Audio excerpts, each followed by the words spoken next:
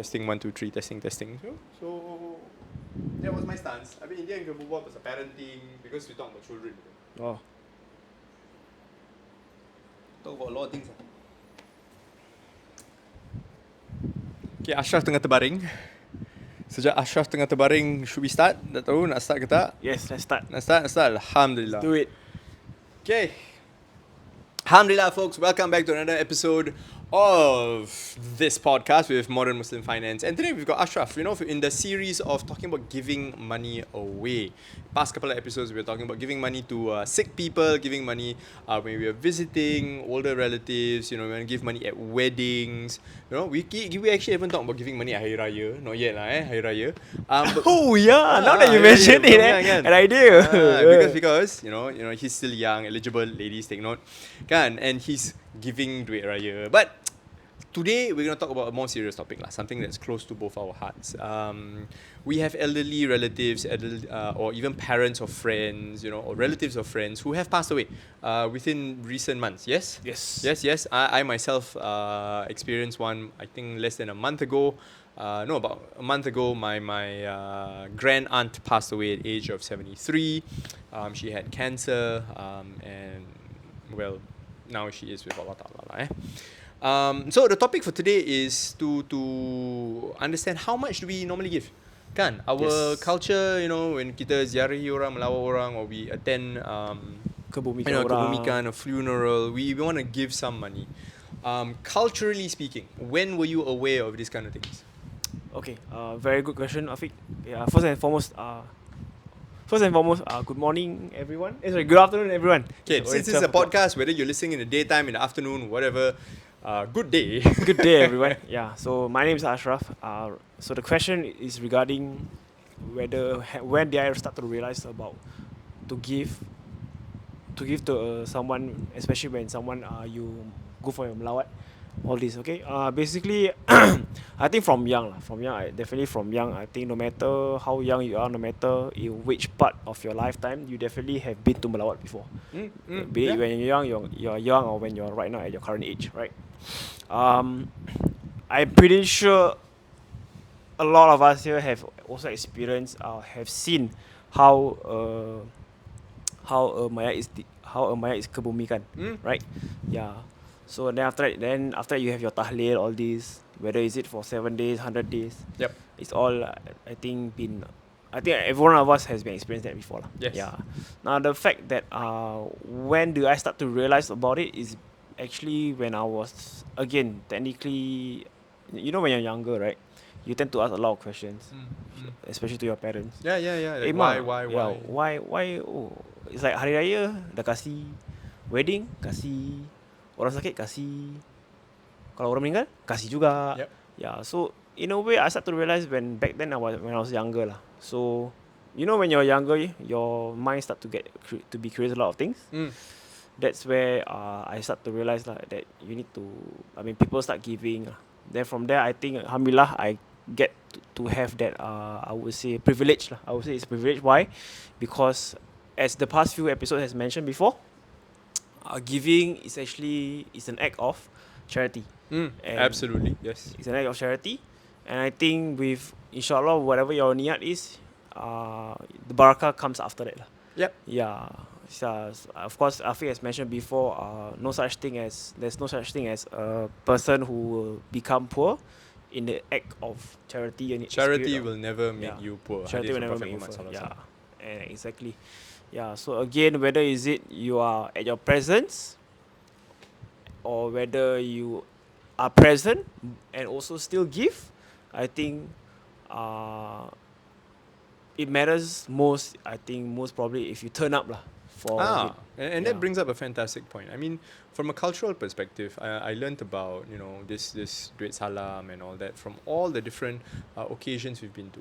I mean, nak cakap pasal kebumikan orang, I have done it. I've stepped into the grave, helped people for some relatives of mine, and as I grew older, I started to realize that what you mentioned is super important. The presence, the presence, you showing up to show your last respects, show some care and concern. Of course, some people say jangan datang dengan tangan kosong, right? Bring something. From our other episodes, we talk about something similar like that, where having something, that buat tangan, is so important within our culture. But from the funeral side, from when kematian, we have some social norms that we want to follow. You don't, of course, come senyum-senyum, apa khabar? You don't do that, right? You have some decorum. Come in, it's a serious, somber event, and so when you want to give something, I would say be mindful. It can be money, it can be sometimes fruits or food for the family. So from a cultural perspective, back to this, I remember growing up, my parents would give both either money or food.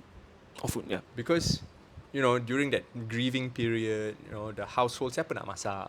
Siapa nak bersihkan rumah? Siapa penat? You know what I mean? You're already so sad and in a state of mourning. Sometimes just having a bit of food also helps. Yep.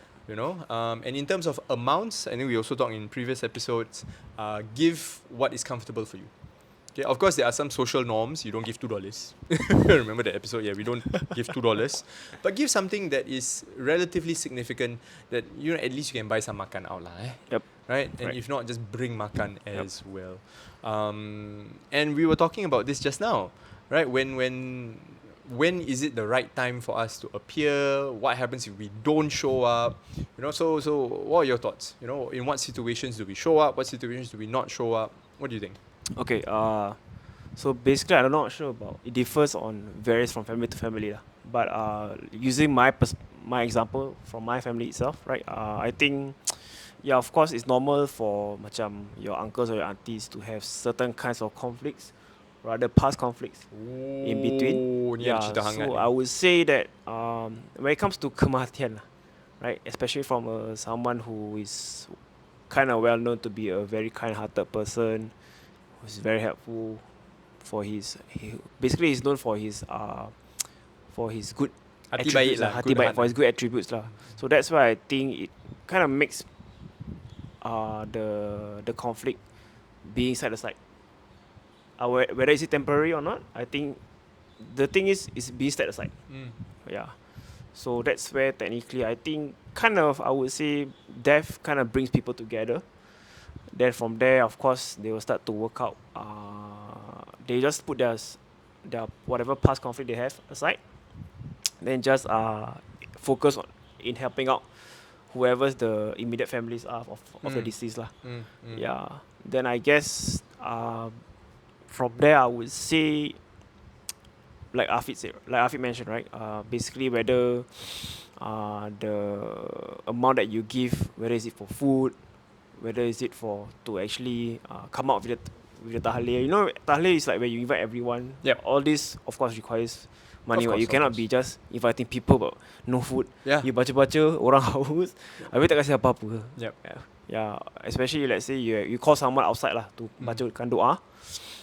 Then takkan kosong-kosong. Yeah, and sometimes even the place that you do it at. Yep. Right. For example, I've been in certain relatives' places and all. The relative who passed away, they don't do it at their house because too small. Oh, okay. You know what I mean? Okay. Then they will do at a relative's house, which is a lot bigger, for example. Okay. Then the gathering will be there. Everybody doa there. Kenduri semua kat sana makan, all there together lah. Because how to accommodate 30 people in a studio apartment, example. Kan? Hafiz, I thought when you say something else, I thought you say you need to book an event space just to do a tahlil.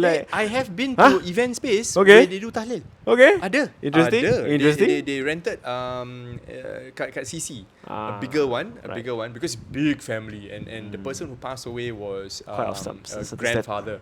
So very well known, very well respected. So the family was very big, and where to squeeze, there were about 100 people. 100 people there. And so going back to that, I think when you want to do a doa, you want to do a gathering like this, it's best to inform the people first. Kita nak buat macam gini. Then, as my practice is, if you're going to invite me to one of these things, I will ask, do you need me to contribute anything? Nak bawa makan ke, bawa minum ke? Typically I Yeah. always say tak payah Fik, tak payah. Jangan bawa, kita got a lot of But food we still catered. bring. Then in that case, I don't bring food, I bring money. Okay. To support lah, defray the cost a little bit. Yep. But sometimes personally I will volunteer. Nak apa-apa I volunteer. I bawa. The other time I sponsor mutabak, you know, for gathering or even though my auntie was saying tak payah. But we I still made a bring. mistake on that one. I bawa mutabak, Afiq banyak sangat. Afiq you take home sama mama pingsan. So at the end of the kenduri, kita semua dapat makan bawa balik. And my auntie tengok kau bawa banyak sangat. See? Yeah, So, I mean, these are the kinds of thing I would say. Maybe not really a bad thing, right? I mean, at least it's not gone to waste. Yes. Right. Yeah. I think that's the last thing we want. Yeah. So at least, if let's say if it's not food, I think Afiq brought up quite a very good point. Yeah. I think at least you ask, right? Just to prevent wastage. If not, at least you have brought something that's of. I think, let's say if it's, in this case, let's say a lot of people dah already potluck. A lot of things, semua tu nasi mandi semua keluar, Ya, nasi mandi semua keluar, nasi biryani, beridam semua keluar. At least I think whoever's not bringing anything, I think just support in the money sense. I think it's quite. Money is the easiest, Yeah. right? Money is always the easiest when it comes to this. Of Yeah. course, I will always say this also on a slightly unrelated note. When we look at giving the gift of money, we also have to look at the occasion and who we're giving it to. Example lah. Kau datang rumah aku masak kan kau. Aku masak, you know, for whole team masak, kita masak semua makan. Kau bagi aku duit. I would feel so insulted. You know what I mean? I cook for you, give me money. What the hell? You know, kau bawa makanan, bawa dessert, apa-apa, that's fine. Absolutely fine. I cannot say no. You give me money, you think what? I feed you all pay No That's to pay. You know, where God? It's not right for you to give me money in that situation. Can be But- quite offensive, right? Can be quite offensive right? Because the niat is I want to cook for everybody, you know, datang my house makan-makan together, and then you give me money, huh? But some of my older relatives pandai, they sidestep this by aku bagi anak dia duit, right? So same thing Nice. also for us. If we're gonna go visit, understand the situation, look at the event. Is it appropriate for us to give money? If it's a happy thing, you know, bagi duit macam a bit weird. But like, some of my older relatives taught me, kau bagi anak dia. You give the money to the children, you know, in a way for you to not feel so guilty lah. You know what I mean? And when it comes to a funeral and to a tahlil and all, like I would give money to the widower. So in the case of my grand aunt who passed away, I gave the money to my grand uncle. Because his wife passed away. You know, duit salah. He said, Afiq, tak payah. I said, no, tosop, this is for you, you know, duit kopi, you know. But actually, we know the niat is to just help and contribute a little bit lah. You know? So also have a bit of class when it comes to doing this. Yeah. I think in this kind of case, I think should you feel pressure or peer pressure? I mean, in the spirit of, let's say you see everyone lining up, right, before you reach to the, when it's time for you to go home, right, to leave. So you see a whole line of queue. Normal. So all there like all queuing up. Nah. So the question will of you pressure, be, kan? question of pressure. So Afiq, I have this question. Will you feel pressured about that? Okay. The only time I feel pressure is if I feel guilty. You know what I mean? If I feel guilty. That's where the pressure comes in. Because it's just another form of guilt, right? So if I've already given, and I feel that I've given enough and my conscience is clear, fine. Go back to niat again, niat and intention. Kalau semua okay, I'm fine. Especially long queue, tak payah if I don't want to. You know what I mean? Conscience clear. Typically we always say once you dah start kerja, you got some money, and then it goes back to affordability. You know? What if somebody tells you, berapa kau bagi dia? Aku bagi 100. Then somebody say, aku bagi 10. Aju. Then how? So again, go back to class. You know, do we want to give for the sake of giving, or we want to give to show off? Lain tu. Right? The niat goes, aku bagi dia 100. Kau bagi dia berapa? 1000 aku bagi. You know what I mean? Wow, lu power bro, lu power. Yeah. You know what I mean? So that feeling is entirely different. It's the same with any of the other occasions. Whether you give the children for Hari Raya. Aku tanya, kau bagi anak dia berapa?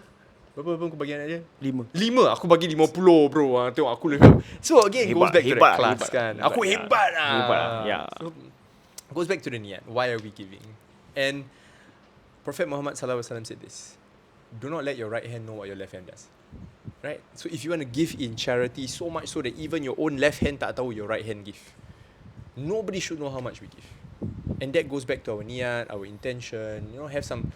In the modern world, I say have some class lah, bro. Tak payah bilang orang berapa kau bagi. Yeah, I think all this, it's like salary, right? You don't really tell or The only person I tell my salary is my wife. yeah. Ah. Okay, I mean among colleagues, right? In this case, among colleagues or your How friends. much you earn this month? I won't tell you, of course. Yeah, I won't tell him. Yeah. Mana tahu. Yeah. Just. But Yeah. then when I see your award, your face on the Aish. league table, I roughly know how much you make. Yeah. I mean that's aside. Right? It's It's like, so let's yeah. go back on track. Let's get back on Yeah. track. So when it comes to funerals, kematian, people passing, I think end of the day, give something, and more importantly is showing up, right? Especially if they inform you that they're doing it, right? Like you mentioned earlier before we were recording this, what if somebody doesn't tell you that their relative had passed away? Then it's fine. But if they had informed you that, hey, my relative passed away, the tahlil will be on here on this date, the kebumikan is on this date, the tahlil is on this date, and they invite you, better show up if you can. Better show up because they already invite you and they think of you close enough, that you are close enough to the family, or that they want your presence there. But on the opposite of the spectrum, if somebody doesn't invite you, doesn't tell you, don't feel guilty. Don't feel guilty. I've had friends who come tell me, oh, my relative passed away. Oh, then say, oh, when is the thing? Oh, dah lama dah. Kau tak Yeah. bilang aku? Tak payah, tak relevant. You're not close to them. It's only a small family thing, then okay. Yep. So, it's up to you how to want to judge and assess this. And if they don't invite you, jangan kecil hati Yeah, pula. jangan kecil hati pula, yeah. Kau tak bilang, kau tak ajak aku boleh gaduh, you know what I mean? No lah, not like that. Because it's a very sensitive thing. On the I have flip side, something kalau to- wedding macam mana? Kau tak invite. Kau get married, kau tak invite aku bantai. When you get married, I'm not invited. I will crash your wedding, aku bantai kau, baru kata okay, sah. Inshallah. Okay. I have something to add on when it comes to the invited part. Right? So let's say you are invited, right? I mean, a person or rather a person invites you. I won't say invite in this case. I would say the person tells you, "Hey, my dad has just passed on. I think this is the time and date of the whole thing." Yeah. So I think technically, I mean, if let's say if let's say the person technically tells you, and if you can make it in time or early, just before the deceased goes to Just buried. gonna get buried, right? uh. Of course, they will do the solat everything first lah. I so- think the solat, I would say the solat what I think is I would say kind of important. Solat jenazah lah. of Solat course. jenazah, yeah, because I think the more people solat jenazah for the mayat, I think I heard this before lah. Yalah, whether the is it bigger true or not. the bigger the jemaah, better. the better, because I think the Sayyid Kubur will technically waive off lah. Something like that. I may be wrong on this. Yeah. I think. Nanti kita check. Kita Yeah. tanya all our contacts in the Ustad world. Yeah. And Ustazah. So I mean, if let's say the thing is about showing up, and let's say you're able to perform that solat jenazah, I think I would say, even if let's say someone close to me, related to me, say that, hey, next time when I pass on, make sure gather few people. Yeah, I mean, then if let's say I saw a few, the jemaah is quite a handful of jemaah, I would feel berbesar hati. Yeah, I would say thank you. I mean, it's even better than if you give me some money ke, or you belanja me at whole tahlil pun. Yeah, because at the end of the day, I would want someone who pass on, especially of my closer one, to pass on with ease, right? And of course, inshallah, masuk syurga lah. Yeah. Of course, absolutely. So here, to talk about giving something, right? Regardless of the event, regardless of the situation. From our past episodes, we talk about visiting orang sakit, giving money at weddings, now at kematian, at funerals. Ultimately, I think giving money is level 1. Right, but giving your time and your attention and your effort is level 2. It's level 2, even priceless. better, I right? would It's say. priceless. It's kan? priceless. I think it's not even the level. Correct. It's more important in my opinion, especially if you are invited, because then they see you as somebody who is close to the family, somebody who they find value in, somebody they like or even love. You know what I mean? Because when I got married, I know there are a lot of people on my list not invited. Lu siapa, bro? Lu siapa, and it's definitely applicable here as well.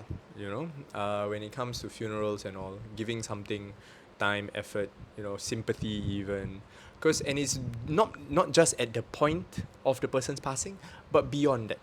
beyond that, what else can we give? You know, we can give doa also. You know, masa buat solat, bila kita solat, buat doa. You know, you just sedekahkan Fatihah for the deceased. Just remember them, and of course, not forgetting the people who are still alive. You know, to use again the example, my grand aunt passed away. I still talk to my grand uncle every once in a while. Have to, you know, poor man is lost his wife of what 50 years together. Kan? Wow. 50 years together. Of course he's going to be heartbroken. He's going to be lonely. So don't forget the living either. You know, talk to them, berbual dengan diorang, even go kopi once in a while. Again, giving your time and attention, you know, that and care and concern. All these, in my opinion, are things that we can give. You know, to quote again Prophet Muhammad sallallahu alaihi wasallam, to smile is charity, right? To go further, you know, just ambil berat dengan orang, call them, hey, how you doing? You know, jom kita makan, jom kita pergi lunch. You know, even just a kind word will do wonders for people who have gone through a death. You know, I know lots of my relatives have passed on, and as a child or as an adult, I've always seen how my parents, how my relatives have that culture and have that practice. So, anything you want to say? Yeah, I mean, in comes to, I would say, death or malawat, right? I think no need to be so. I think it's quite a clear answer, lah. I would say. I mean, it's someone's passing, right? Yeah. Just drop down a little bit of your, Apa? I won't say Ego. I won't say ego lah, but then like Kau ada ego pasal apa sih? I mean, some people like, oh, this guy, I say, this guy meninggal lah, okay lah, good lah. Oh, yeah, so so- this one ada cerita lah ni in the Yeah. background, so that means ada macam hard feelings Yeah, there. hard feelings there lah. So I mean, I would say, let bygones be bygones lah, right? Let bygones be bygones. You know, holding on to grudges is corrosive, man. yeah, of course, It's tiring. It's tiring. Yeah, I totally agree. It's I tiring, totally yeah. agree. Let the person pass on with peace lah. You know, talking about this, right? Just now you mentioned, you know, when the aunts and uncles had a pergaduhan and all Yeah. that. I've seen this kind of thing in my own family circle, the bigger extended family, and sometimes it's not so easy. You know, sometimes it's not so easy. I have personally witnessed one. I think about more than 10 years ago. My great grandfather, Moyang passed away, and one of his children. So he had 10 or 11 children, and then the funeral was being done. Then one of the one of the brothers showed up. They started shouting, "Poke, poke, poke," gaduh with the other brothers, you know. So I remember so clearly, and I was a child back then, and it was like, ini is something serious lah, you know, it's something serious. Until today, I don't know whether the situation has been resolved. And I remember the advice from my folks were jangan masuk campur, you know, don't kepo, don't ask, don't get involved. It will resolve itself by itself when it does lah, inshallah. So I don't know, kan. Sometimes the gaduh can be quite bad, and as much as we want to maintain peace and harmony within the family, during that incident I saw one of the other siblings came in, kata dah tak mau gaduh lah, tak payah lah, you know, arwah dah apa, bapak pun dah arwah, and the fight got even worse. So I cannot say on either end. Yep. You know, we hope for the best, inshallah. But if we can, you know, don't make things worse lah. This is my opinion. You know, if people are fighting, they're fighting. You know, unless they're fighting with you lah. Macam kalau kau kahwin, kau tak invite aku. Gaduh. I thought you were overseas. Just tu lain. Okay, so on that note, let us know, you know, what are some of the horror stories you've heard or you've seen when it comes to funerals, especially in our culture, or what are some of your best practices that you want to share with us about, you know, when it comes to, again, funerals and best practices, what you want to share, your experiences, what we should be doing, because like it or not, times are changing. Yes. You know, times are changing. Especially if you remember during COVID, you know, people pass away, you couldn't melawat. You couldn't go. Then how? You know, my wife and I, we pay now to people, to the relatives. Pay now. We just give, you know, duit salam, but pay now. You know, we call them. And as things change, we have an aging population. You start to see more and more. So let us know what are some of your thoughts, your comments, and inshallah we'll address them in future episodes. I think our next episode we can talk about Duit Raya. Yes. Kan Duit Raya. You know, Aku ada anak dua. You know, So, speaking of that, I have another idea also. Apa? How much to give for present? Present apa? Birthday. Birthday. Peduli apa? I'm the older one. Aku punya birthday kau tak bagi apa-apa. So on that note, we'll talk about Hari Raya duit dengan present untuk birthday. Next coming episode. It's supposed to be our last last episode for the giving of series, but let's extend. Do Let's more. extend, we do more. So let us know what kind of topics you want to hear about. What are the things that you struggle with, and how we can help.